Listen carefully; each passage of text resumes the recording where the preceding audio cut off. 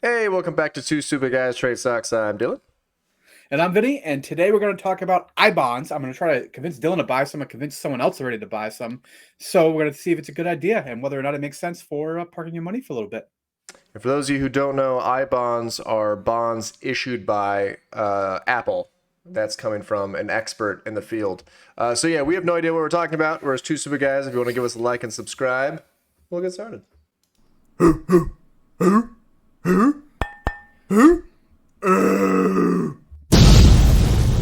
Two Stupid Guys Trade Stocks. Am I right, Vinny? By the way, Are what's up? IBonds Apple bonds? They're not related to Apple in any way, shape, or form, but they are kind of related to Jpow. You know? All right.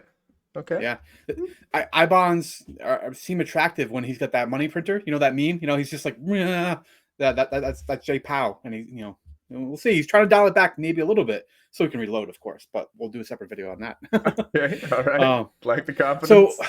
yeah, I know, right? What are IBonds? You actually have to buy these direct from the U.S. Treasury. You cannot buy them through like a regular brokerage account. You have to create an account with the U.S. Treasury website in order to purchase these. They can't be traded on a secondary market. They have this kind of structured maturity where it's a 20-year bond plus a 10-year extension, so it actually can be up to a 30-year bond. But here's where it gets interesting. It is CPI adjusted, Consumer Price Index, right? And did you see the headline this week, Dylan, about what Consumer Price Index came out recently? Wasn't it highest in 40? It beat everything in the 80s officially, right? Yeah, 8.5%.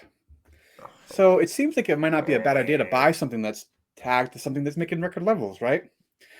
You have a little bit of cash parked on the side still, correct? Yeah. So the trade-off here we're going to talk about in a second is that it's kind of nice in that it's limited. You can't just go all in on this. All right. Do rates adjust twice a year, May 1st and November 1st? All right. So we have one coming up here soon. And that means you kind of have to pull the trigger on this in the next like 2 weeks. All right. Do I have 2 weeks? In 2 weeks, you have to do it by May 1st. This is a All big right. decision. Okay. Yeah. All right. So the current interest rate on these bonds is 7.12%. All right. Okay. Not bad, right? It's The not if you if making me hungry. All right, It's now slide yourself over so you can see what the predicted rate is as of May 1st. oh, that's important. I see what you meant. Oh. Oh, there it Ah, is. All right. 9.62%, huh? All 10%. right. Okay. Yeah. Yeah, so that is just the market estimation right now of what they think it'll adjust to on May 1st. All right. The cool thing about this is that if you buy them before May 1st, you'll get this 7.12% for the first 6 months. You get that interest payment, and then you can roll it in then into the next 6 months, which will be at this estimated 9.62% for the next 6 months. Okay. Okay. I-bonds require that you own them for 1 year. And if you sell them after that 1 year, you will have to pay a 3-month interest penalty. All right. But if you hold them for 5 years or more, there's no interest penalty at all. Okay. Okay. All right. So this is kind of where rubber meets the road a little bit. There is a $10,000 limit per calendar year per Social Security number. Right. For Social So you Security could number. buy for Social So Security a number. married household could do 20K. Correct. All Okay. right. The married household could do 20K. Or the person I was convincing is actually my mother. And she's interested in purchasing something for herself because she wants a safe investment that's going to make a little bit of money over the next year, and also purchasing some for her granddaughter. Okay. Something that child could carry forward, and it's kind of it's a safer investment. The rates are CPI adjusted, so right now you're locking in this 7.12 for 6 months, and then this theoretical 9.62 for the next 6 months. After that, who knows? You don't really know what inflation is going to be. If you're someone that believes inflation is going to crash at 2% by the end of the year, it probably wouldn't be something you would want to keep your money in after that 1 year time period. All right. Okay. But if you think inflation might still keep running hot, Jpow's going to sit there with the printer press still going. He's backing off a little bit right now, but then he'll ramp it back up. Maybe possibly. Then it's something that can make some decent money for you. What would constitute, so the higher the inflation, the higher the possible projected return of the 9.62. Yeah. What would constitute a high inflation? Is it high compared to like the last 10 years? or high compared to like the last like year and a half? So it's a spread above consumer price index. So Okay. as consumer price index keeps going up, this rate will keep going up. If all of a sudden inflation keeps going higher and higher, you think we're headed for like a stagflation territory where we're going to start seeing 15, 18% interest rates. I mean, inflation numbers. This thing will continue going up in terms of its interest rate that you're Okay. paying. Okay. Yeah. All right. All right. Um, the interest is compounded semi-annually. It is like paid monthly, but it's compounded semi-annually. So that every 6 months is when the interest gets tagged on and then compounded, right? Right. And the interest is federally taxable, but it's exempt from state income tax. You live in Arizona, so not really a big deal for you, but for me, it's 5%. Yeah. So something. Go Um, low income tax states. Yay. Yeah, I know. The other thing that's interesting from my mother's perspective is that, if she gives this to her granddaughter and it gets used for educational expenses in the future, that in that case she can avoid any federal taxes on it as well. Granted, that'd be many years from now because she's 2. Just to give you an idea of how much money this was the result of. So $10,000 is the limit. This first line right here is the first 6 months. That's 7.12% divided by 2. That's how much you would get for the first 6 months of interest, $356.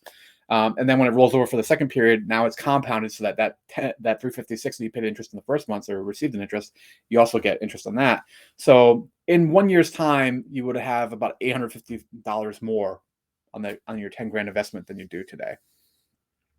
I just don't see why I wouldn't put it all on AMC or GME calls.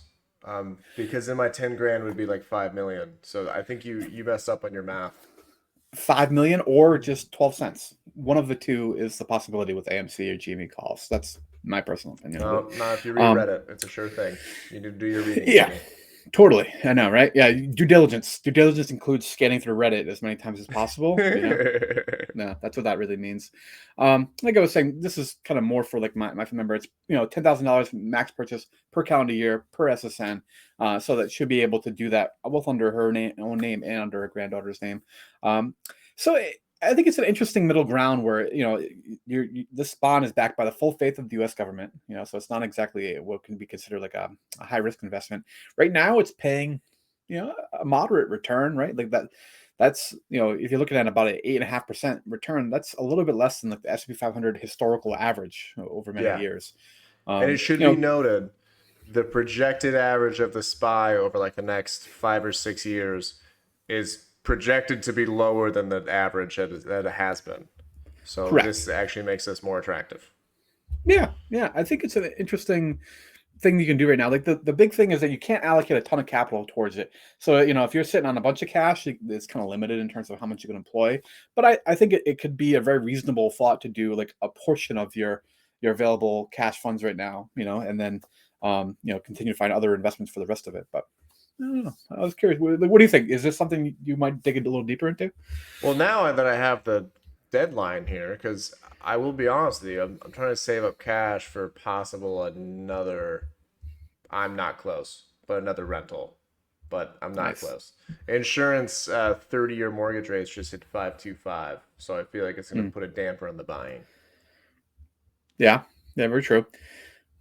So I can see that happening for like the second half of this year and stuff. Yeah, it is. I mean, it is cool to have a guaranteed thing because I don't think my Fubo stock is gonna really make it back up there for me. So it would be nice to have a guaranteed return. Yeah, no, it's definitely not like the sexiest thing in the world. And then if you think about it from a standpoint of how much of your money is being eroded by inflation, really this is just getting you back to like mostly even, right? It's plus a little bit. That's it. 8.5% inflation, 9.6%, so you're getting 1.2%. But it's crazy to think the fact that if you take the opposite effect by just leaving it in cash right now, you're losing 10% of the purchasing power. Yeah, no, cash is not great. Yeah, you gotta throw it somewhere. Yeah. All right, dudes. Yeah. Well, Vinny just got everyone a guaranteed 9.6% return a year. That's pretty helpful. So, yeah, kind of cool. Yeah. Let us know if anyone does this. Thank you, Vinny. That was dope. Appreciate it, man. Yeah, catch you next.